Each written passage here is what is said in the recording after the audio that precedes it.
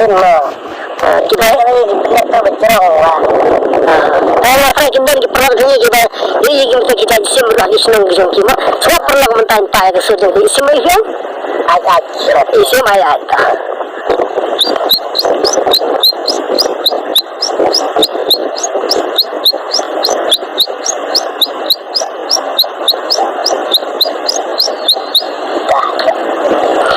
Biasa kalau sebentar berita tu kisim-kisiman buat di sini kemudian. Oh tidak buat. Kalau taruh dalam pak jual kan.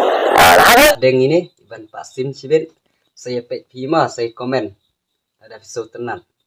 Tahu Pak Konsiar badeng Pak.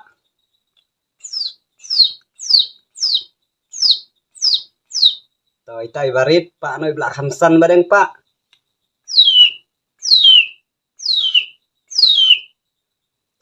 Konsial belakang hete Pak no si cerej badeng Pak tu belak ayau Pak.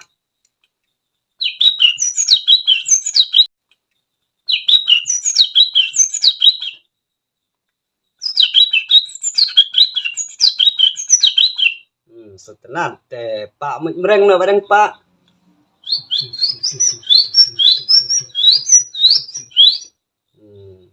Mereng Pak jekor Pak.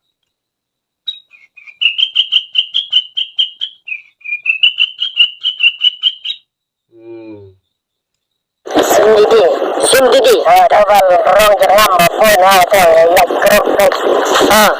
Apa gitu ni kita lagi mana ni kata kasar yang sindidi yang kita itu itu sindidi mah.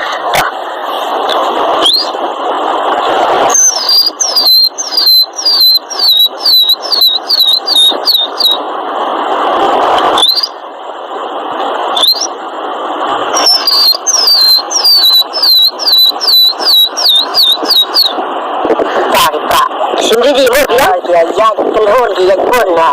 Kira bon ni kisim masih orang tumpi kita kisim di. Kita kan. Kira bon dia kibra tu. Quắc mắt trong khi sao ấy kinh tha bà